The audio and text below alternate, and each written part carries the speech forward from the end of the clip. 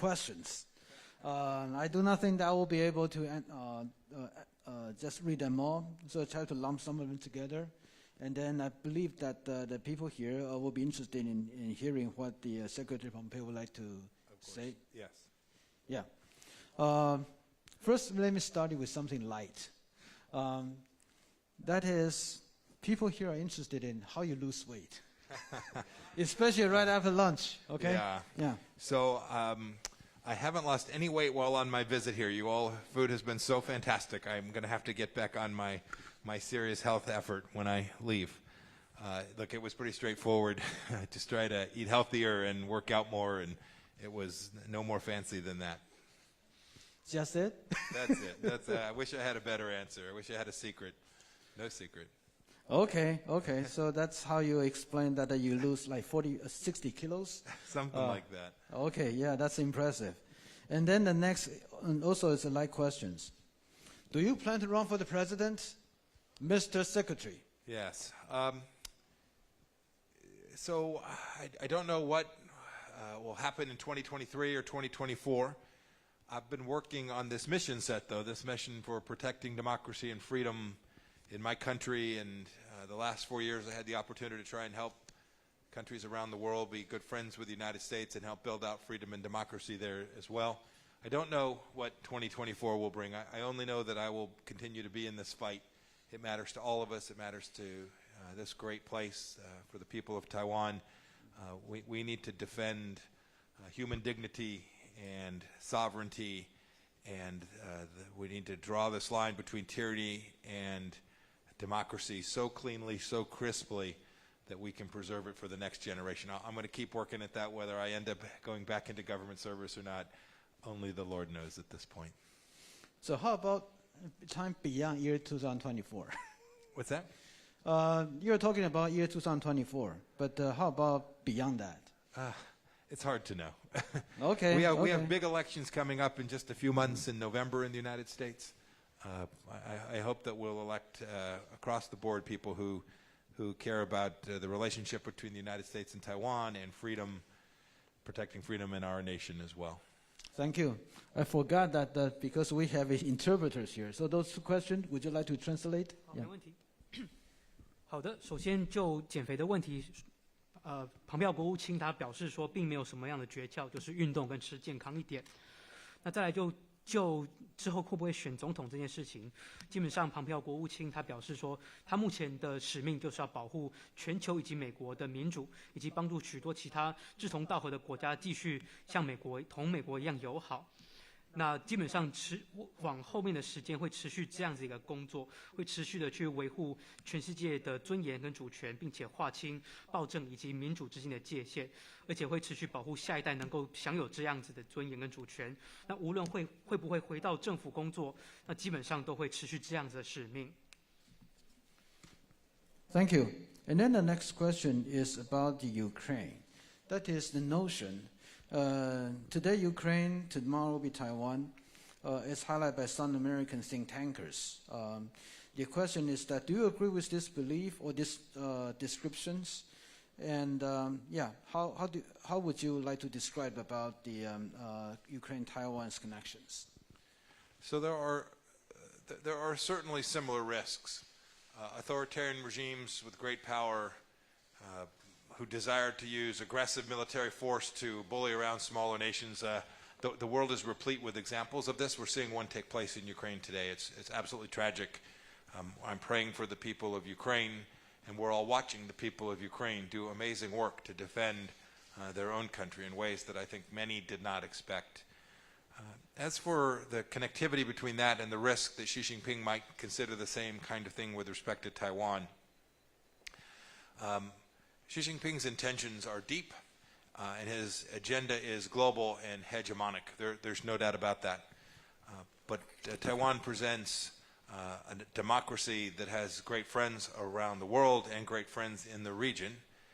And I am convinced that there are a number of ways in which Xi Jinping is watching what's happening to Vladimir Putin, to the Russian military inside of Ukraine today, that must be giving him great pause for having met with Vladimir Putin just several weeks ago and said that their relationship was unlimited.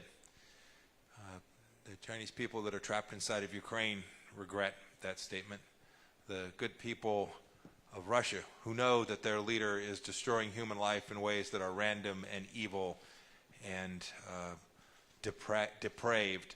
I think there are many Russian people who can see that this isn't the right direction. It's not what they want for their country either. I think every leader has to confront the fact that the world is watching what takes place in ways that in previous conflicts the world couldn't see. And each and every day you're watching the world unite in ways that I think are important and fundamental. I pray only this. We weren't able to deter Vladimir Putin from doing what he did in Ukraine, from crossing this line, from now launching countless weapon systems that could be aimed only at destroying morale and civilian life and aren't truly military targets. That is a failure to uphold a deterrence model that convinces folks like Putin that they ought not engage in this activity. I am convinced that if we all do the right thing, the United States, Taiwan, every country in Southeast Asia, Pacific Island nations, Australia, Japan, South Korea, if we all work together to build out a consistent understanding that we're going to draw the line, we're going to be prepared to fight for the things that matter most of us, that we can continue to keep military deterrence in place. And then finally, much of what Xi does to the world isn't military. Much of what he does is diplomatic. It is information warfare. It is economic warfare. We've all seen this. America's seen them, Xi Jinping and the Chinese Communist Party steal billions of dollars worth of technology and destroy countless jobs across the United States of America. We have to confront the Chinese Communist Party in every dimension of Xi's use of his power, because he is using every element of his power, his nation state's power, to try and undermine the Western way of life. Thank you. And yes? 那面对世界上许多的独裁政权呢，我们其实都看到非常类似的风险，就是独裁的强权正在欺负周边的国家。我们现在目睹的俄罗斯就是一个很好的例子。我们同时也看到说，其实乌克兰人民其实也都起身捍卫自己的国家。其实习近平他本身也正在看在眼里，正在观察俄罗斯接下来的动态。那一边观察，我们一边在台湾其实也要有信心，知道说我们周边有许多的朋友，在全世界有许多的朋友。那现在说，我们知道说，俄罗斯他们的民众其实也不见得认同他们的领导人的作为。可是我们其实，在俄罗斯这边的贺阻的工作其实已经为时已晚。俄罗斯已经发动了攻势，已经摧毁了许多乌克兰的民生、经济等等。但是我们身处在东亚太平洋地区，我们这几个国家其实都可以做好准备，能够进一步了解说独裁的政权对于外界的野心有多少。那这样子的话，只要能够充足的准备，就能够有效的吓阻。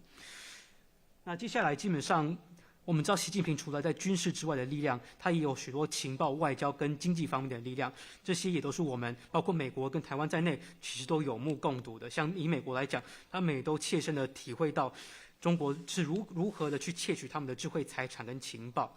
那习近平他基本上也运用了非常多他们国家的力量，正在破坏西方的民主生活方式。Thank you. So the next question is regarding some of the issues already discussed this morning.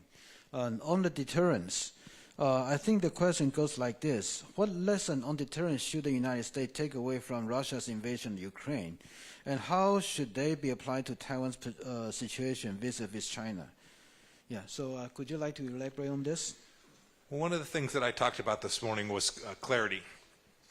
When a nation state's preparedness to defend itself is not demonstrable, when you can't see it, when you're not clear about the things that you're prepared to fight for, and you haven't been preparing for that for a while, bad guys begin to feel like they can move about the cabin and do precisely what you saw Vladimir Putin do. So while I'm pleased that the world has united, that I've watched what Taiwan has done for the people of Ukraine, it is noble, it is important. The world thanks you for your generosity to the Ukrainian people. We weren't able to provide this level of capstone deterrence, which would have prevented Vladimir Putin from doing precisely what he did. I think that is a lesson for all of us. This morning I made the simple declarative statement that we should just acknowledge the reality that the Republic of China Taiwan deserves to have its sovereignty, its diplomatic sovereignty, its economic sovereignty, its political sovereignty, that the United States ought to recognize that as fundamentally consistent with who we are as a nation and where Taiwan places itself in the world. I think it's those kinds of things, that clarity, that recognition of the simple truths, the things we all know, but sometimes we're just a little worried that even saying so might provoke a bad guy. I think we've realized that the most provocative thing one can do is fail to demonstrate resolve. I think when the world sees alliances frayed, or they hear disinformation from the CCP or from Russia that says that the West, those of us who value democracy and freedom, that our nations are in decline, I think when they hear those repeated and we aren't resolved to demonstrate that those are fundamentally untrue, that authoritarian regimes feel more free to undertake precisely the kind of adventurism that's killing Ukrainians today. We can't let that happen. It is too sacred a duty to do better than that. We have the capacity to do it. I'm confident that we all have the will to do it. It will take determined leadership to execute that, and I'm counting on the United States and Taiwan to both be part of leading that model, which will create a system which prevents authoritarian regimes around the world from using force to try and destroy the people of a sovereign nation. And 就像早上说过的一样，所谓清晰的明确态度其实非常的重要，态度要明确，我们的准备要明确，才能够有效嚇阻。那现在我们看到乌克兰的情势之下，其实许多的国家也都团结在一起。那当初要嚇阻俄罗斯这样子的工作，基本上已经失败了，使得乌克兰目前深陷战火当中，这是我们的一大教训。那其实早上的演讲当中，国务卿也有提到，必须要认清楚中华民国台湾的主权事实，这是美国必须要认清的事实，就是因要认清这样的事实，才能够做到所谓的清晰又明确。有些人可能会疑惑说，这样子的一个说法跟做法是不是会挑衅到其他的强权？但是其实国务卿认为，真正会挑衅强权的，就是缺乏决心的展现。一旦没有展现决心，才会让这些强权觉得有机可乘。只要我们觉得害怕，只要我们相信了许多强权的宣传，说西方跟民主的世界正在走下坡，像这样子的非事实的宣传的话，那其实我们都会受害。事实上，乌克兰已经受害了，我们要汲取这个教训。那此时，美国跟台湾应该要做的就是设立一个体系，透过这个体系，使得强权不会用武力去摧毁我们的生活方式。Yeah, the next question is also about the Ukraine-Taiwan. It's like this. The Russia-Ukraine conflict has made Taiwanese nervous about the situation across the Taiwan Straits. What concrete steps can the United States, you think, can take to de-escalate the situation? Yeah, I've talked about this already. There are three pieces of this. The first is, I think one of the lessons from what Vladimir Putin has done is that we need to make sure that every freedom-loving nation is more dependent on other freedom-loving nations and less dependent on authoritarian regimes. I mean that economically, and I mean that diplomatically. We saw what happens when European countries are dependent on Russian gas. It is something that we tried in our 4 years to convince Europeans to walk away from, right? Finishing a pipeline that made Germany even more reliant on Russian gas created enormous risk that in the moment there would have to be a pause because this was going to have an enormous impact on the German people. We need to make sure that our economic relationships are with friendly nations, rights-respecting nations, freedom-loving nations, and much less connected to those that in the pinch, in the moment when they might want to act in a way that's counter to our desire to protect our way of life, our families, that will have economic challenges. Second, we need to make sure that our military and diplomatic relationships are at the level that they deserve. And I spoke to that some this morning, so I'll just leave it there for now. 那其实这一点基本上可以分三个部分。首先，其两部分我们来讲就是说，普丁的所作所为其实也给了我们一个教训，就是说，其实爱好自由的国家之间必须要多增加彼此的依赖跟合作，而比较减少依赖对独裁强权的依赖，尤其是在经济跟外交方面的依赖。像是说，最近我们也看到了，就是说，其实，在欧洲方面呢，我们也长期看到很多的国家，包括德国在内，都很依赖俄罗斯的天然气。其实，庞培奥国务卿在他任内呢4年当中，其实也一直在劝导欧洲国家，尤其是德国，能够减少对天然气的依赖。不然的话，尤其像像德国这样子的国家就会受到很大的冲击。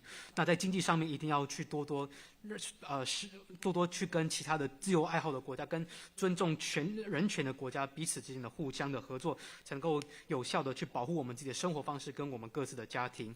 再来第二点是军事跟外交方面，因为早上的演讲其实讲得非常多，就不在此赘述。Yeah, Mr. Secretary. Then next question regarding the cross relation, also connected with the Russia-Ukraine conflicts. Well, Russia's invasion of Ukraine. The thing is this: I think people in Taiwan, they generally they are so convinced about the United States intelligence capabilities, especially how they correctly predict the Putin will invade Russia. It will invade the Ukraine. And the question is this: what do you believe in the likelihood of China taking Taiwan by force? There were the reports, or in the Senate hearing, that the former Indo-PACOM commander said that the war on Taiwan could happen within 6 years. So on this backdrop, how do you think about the likelihood about Chinese and war on Taiwan? Yeah, one can't answer the question about the likelihood of this in a static way. It depends. It depends on how we respond and behave. It depends on the work that we do. It depends on our willingness to listen to Taiwanese leadership who tells us we need certain equipment, we need certain training assistance. You all are prepared to expend your money to purchase these systems. We should be prepared to help you train and use them effectively as well. So you can't answer how likely it is in a static way, because it turns on the willingness of the Western world to demonstrate that the costs for Xi Jinping engaging in that kind of activity are just too high. The last thing I want to say about this is, and I think this is really important, most of the conquest that Xi Jinping has achieved during his time hasn't been undertaken militarily. It's been done through his use of the Belt and Road Initiative. It's been done through his use of information operations around the world. It's been done through influence operations around the world. It's been done by using enormous economic power of the Chinese Communist Party to coerce small governments and say, boy, if you recognize Taiwan, we will stop sending tourists or visitors there. This is just as an example of how they've used their economic power.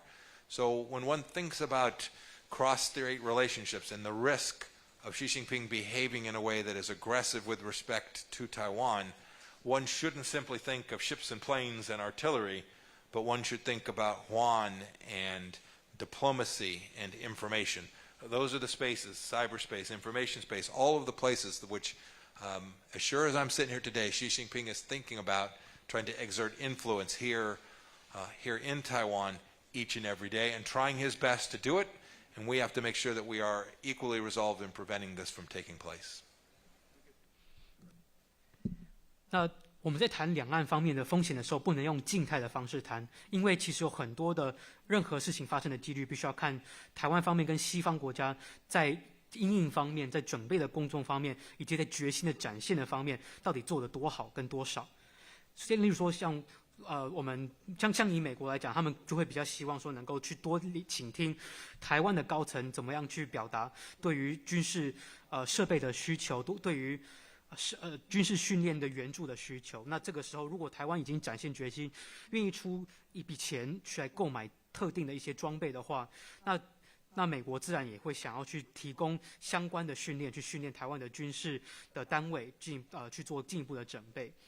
那所以这个时候一定要去展现说，如果中国在台海这边如果掀起战端的话，其实对习近平来讲，代价是非常的高的。这边的一大重点就是说，我们也必须要认识到，除了战争这个议题的框架之外，因为这个框架是军事的，所以呢，我们要进一步了解到，其实习近平从他上任到现在以来，他对于周边的一些征服的许多的情势，并不是军事方面的征服，而是运用他们的情报、他们的经济的力量、他们的网络论述的力量，想办法去影响非常多的小国跟周边的社会。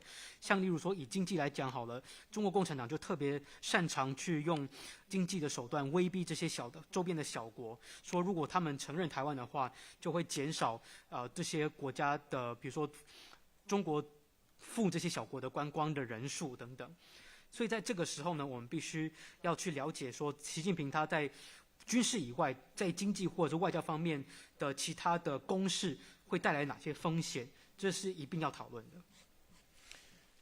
Mr. Secretary, I am going to pose several questions regarding China-Russia here. I think the first question is that many people think that China benefits most from the current conflict in Ukraine, as both Russia and West are struggling. And there are several speculations about the origin of this Russia's invasion of Ukraine, whether China not only knows beforehand, but also encouraged it in order to achieve the result or not. But there are also some speculations in the past regarding the differences between China and Russia, and also the China this time, for example, did not endorse publicly about Russia's position on Ukraine. So those are the different pieces of the fluid situation, and how would you like to comment on those? I don't know how much Xi Jinping knew about Vladimir Putin's intention. I know that we all knew since the fall that he was stacking forces in parts of his country that looked to all the world like there was going to be an attack, and in fact that's what resulted. Xi Jinping would have known that as well. Xi Jinping has now provided not only rhetorical support, right, the statement before the Olympics which said that they'll have unlimited friendship. He has certainly lived up to that during this conflict. He has not done what he needed to do. As a member of the UN Security Council, they should have made clear that aggression against a sovereign nation was unacceptable. They chose not to do that. And so I don't think we should give any quarter to Xi Jinping in terms of him having tried to play this both ways. Xi Jinping has not done the things that nations must do when other nations are attacked and are victims of aggression. I will say this too. I think he's watching. I think Xi Jinping is watching this in the same way that he watches the people of Taiwan. You all are an enormous nuisance to him, just by the fact that you get up every day and you take care of your families and you go to work and you live in freedom and democracy. I think Xi can see this. I think he doesn't want his own people to see this. I think Putin's suffering the same thing. I think as the Russian people learn of the atrocities that are taking place in Russia today, I think as they see what Putin is doing to these women and children in Ukraine, I think this will redound much to Putin's detriment. You should know that I think Xi is watching. He doesn't want this nation to have its sovereignty, because democracy flies in the face of everything that allows him to continue his authoritarian regime. If the 900 million, if the billion Chinese people who aren't part of the Chinese Communist Party were to have their way, I am convinced they would like to live more like people do here in Taiwan than the people do there on the mainland. We tried for years, the world, the West, a theory that we began in the United States in the 1970s that said if we engage more with the Chinese Communist Party, we will make them richer and we will make them, the people of China, freer. We were half right. That engagement made them incredibly wealthy, much richer than they were. It didn't make them 1 ounce freer. And the work that we do, the work that our two nations do together, is sending a message to authoritarians like Putin and like Xi and like Chairman Kim and the Ayatollah. The list goes on. It's sending a message that those nations who believe in freedom and human dignity are prepared to defend that in ways that I think for an awfully long time we all had taken for granted. I think we are now, there's a level of resolve today in the world, and I pray that it is not ephemeral, that it is permanent and prepared, and we will work in every dimension to make sure we defend the things that matter most to each and every one of us. 习近平到底知不知道普丁的意图？其实我们很难说，但是至少我们从去年秋季看起来，从俄军的部署方面，我们就看出一些迹象了。其实像迹象这件事情，习近平当然应该也是心里知道的。那习近平他其实也针对俄罗斯提供了口头上面、语言方面的支持，尤其是在奥运期间，习近平也曾经说过，中俄之间的合作是没有任何的限制的。而且再加上中国在作为联合国安理会的成员，其实就俄罗斯侵略乌克兰这件事情也投了弃权票，等于是没有尽联合国安理会成员的一个义务，那个义务就是要保护其他的主权国家不被另一个国家所侵犯。那其实习近平看待台湾人也是这样的，就是当台湾人每天都过着自由自在的生活的时候，其实习近平对此也不乐见。那当然，其实俄罗斯他们习近平他其实也是看着普丁他的军队正在侵犯着乌克兰男女老幼的这些生活。但是我们都知道一件事情，就是对独裁者来讲，民主的生活方式其实就是在阻挠着这些独裁者的所作所为。好，那接下来就是说，当初在美国，比如说跟中国共产党的政权在进行交往的时候，其实当初美国方面的意图就是说，希望说透过让中国能够，如果随着中国变得更加的有钱的话，或许中国也会更加的自由。其实当初的想法也只对了一半，那一半就是中国的确变得非常的有钱，但是一丁点的民主跟自由都没有。所以这个时候，无论是台湾跟美国，我们所做的事情，就是要向这些独裁者，不只是习近平、普丁，还有所有的其他的独裁者，向他们宣誓，就是所有支持自由、支持人民尊严的国家，基本上不但能够展现决心，而且这个决心是永久的。All right. The next question also related with the Russia, China, and the connection with Taiwan. Due to the previous questions, which sort of had the assumption about what Chinese acknowledgement about the Russia's invasions, then people started to wonder Russia's role in, for example, should the war on Taiwan by China happen. So how do you perceive the Russia's possible role, especially in the light of the current invasions? And in the past, did the United States ever thought about the Russia's possible involvement or role in Chinese war against Taiwan? Oh, sure. No, we've long known that Chinese military and the Russian military have worked on problem sets together. So this piece isn't new. There's lots of places that the Russians are careful. They have known for a long time that because their economy is relatively small, that in that partnership between Russia and China, they'll be the junior partner in that. But Russia has a very highly capable engineering workforce. They have a very highly capable military. And so we've always known that there was some risk that the Russians would provide weapon systems to China as well. But more importantly, what you can see, I think, happening today is as the world is restricting Russia's capacity to trade in the ruble, to trade energy products, to move through the financial systems, its central bank, the gateway, the thing that provides the oxygen for the Russian economy is the yuan in China. It looks like they're going to build a big pipeline. It looks like they're going to build a big energy pipeline, a real physical pipeline. It looks like they're also going to build a massive financial pipeline, where it could well be that Xi Jinping provides the economic fuel that allows Vladimir Putin to continue this mission. I hope that Xi Jinping will see that that is not the right path forward, that he will himself fall afoul of these sanctions regimes. We worked on this problem set an awful lot during our 4 years. I saw it firsthand when sanctions are put in place by Western countries. I think it will make it more difficult than Xi understands for him to actually conduct these transactions with the Russians. And I hope that the world will make very clear to Xi Jinping that if he runs afoul of one of these, that it could be Chinese banks that are next, it could be Chinese financial institutions more broadly that are next, and this will convince China to deny that oxygen, deny that fuel for Vladimir Putin to have the resources to continue his campaign.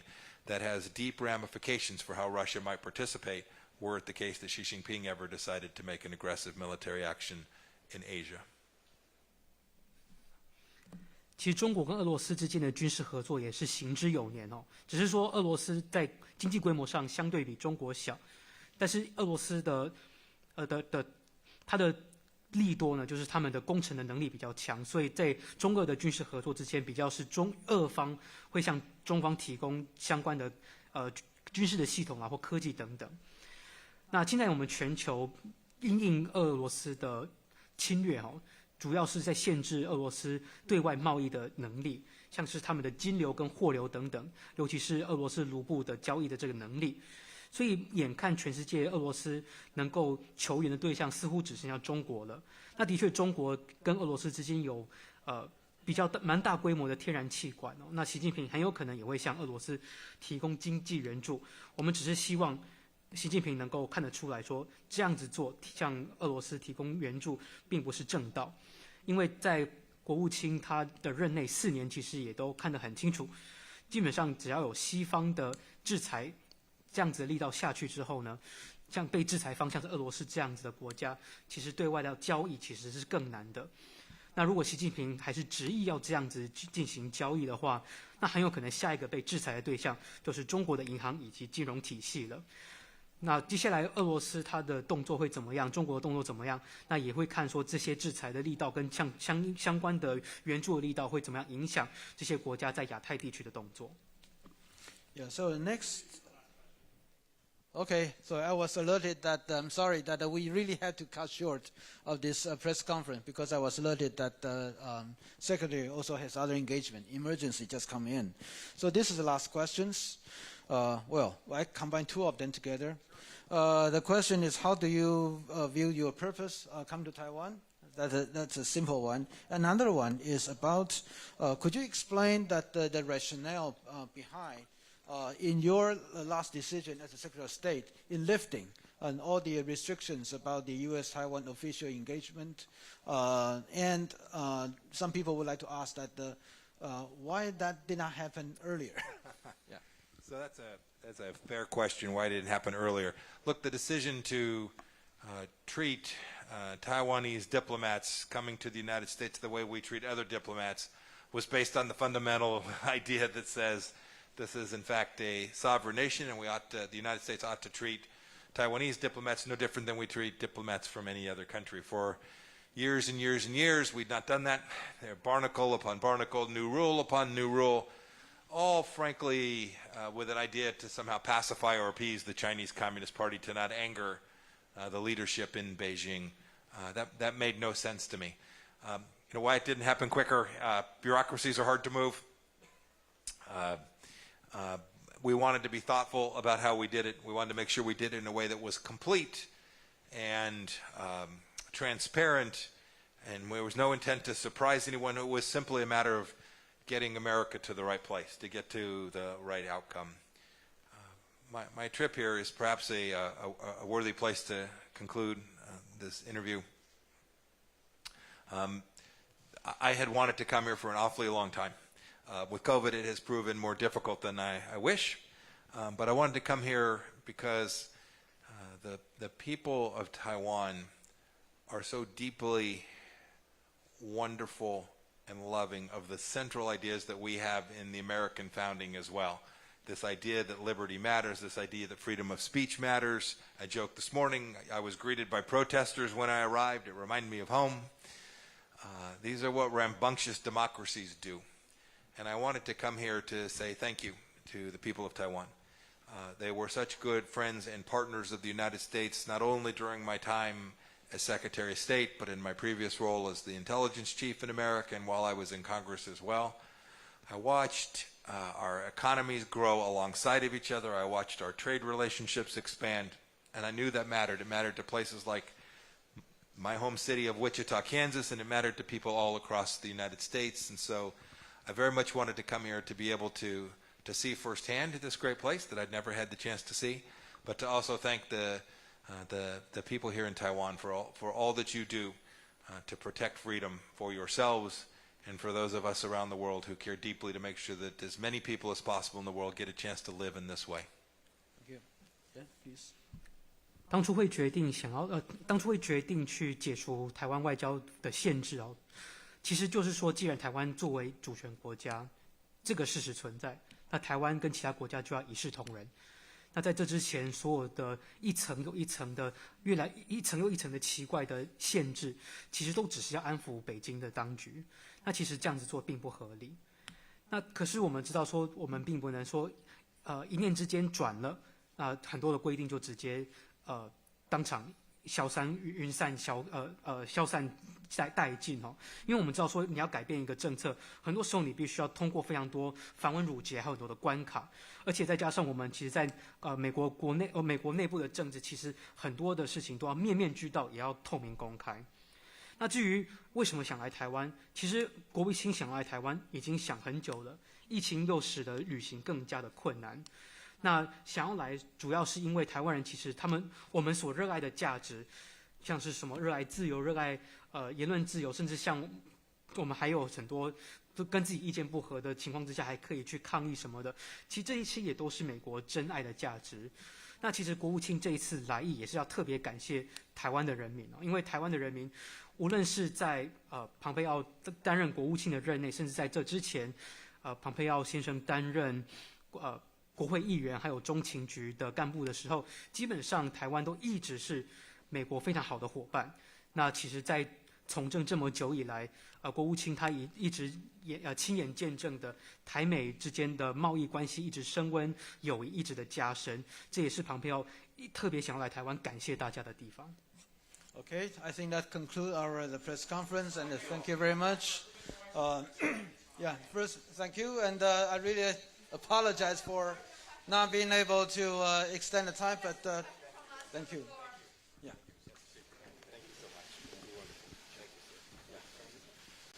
You go this way.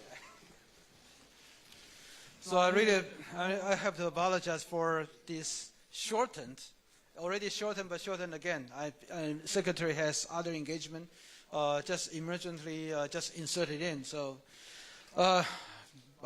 sorry for that, but thank you for your gracious, and you know that there's so many questions, even just read it through. Cannot really get all of them, but thank you. Yeah, 我们这边就结束了，谢谢。